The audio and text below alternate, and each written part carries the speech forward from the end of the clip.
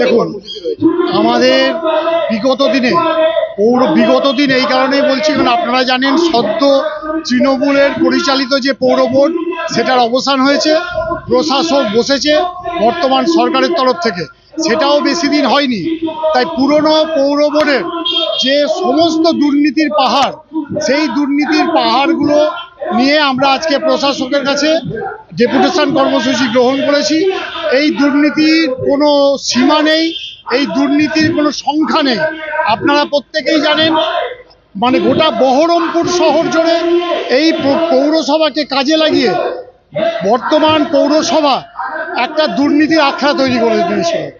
তাতে তারা যা ইচ্ছা তাই করেছে। মানুষের করের টাকাকে তারা নিজের টাকা মনে করত।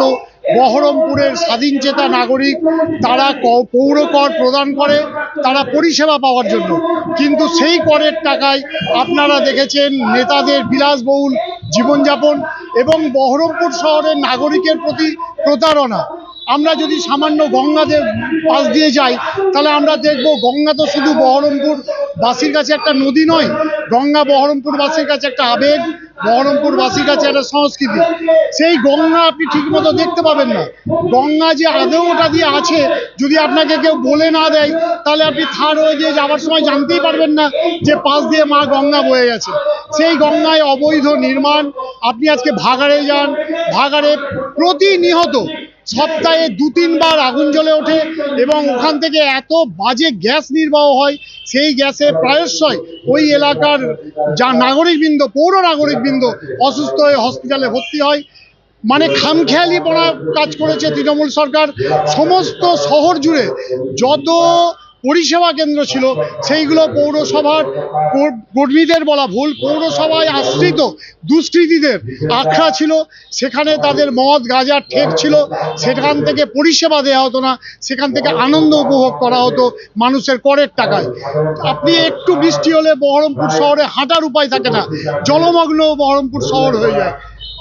মানে অবাক হয়ে যাবেন, সামান্য বৃষ্টিতে আপনি বাড়ি থেকে বেরোতে পারবেন না, সারা রাস্তা জল। অর্থাৎ ড্রেনেজ ব্যবস্থা একদম ভেঙে পড়েছে, চৌচির হয়ে গেছে ড্রেনেজ ব্যবস্থা। মানুষের মানে কি বলবো, কষ্টের কোনো শেষ নাই।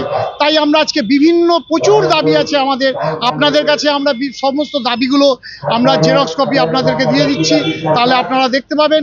আজকে আমরা মানুষের স্বার্থে পৌরসভায় এসেছি, পৌরসভায় ডেপুটেশন দিতে। কোনো রাজনৈতিক প্রতিহিংসা বশত আমরা আসিনি। আমরা বিরোধী দলে থাকি, বিরোধী দলের কাজ সবসময় সাধারণ মানুষের কথা সরকার পক্ষকে জানানো। তাই আমরা এসেছি মানুষের হয়ে। আজকে অধীর চৌধুরীর নির্দেশে, অধীর চৌধুরীর নেতৃত্বে মুর্শিদাবাদ কংগ্রেসের শহর কংগ্রেস আজকে পৌরসভায় ডেপুটেশন কর্মসূচি গ্রহণ করছে, শুধুমাত্র মানুষের পরিষেবা যাতে ভালো হয়।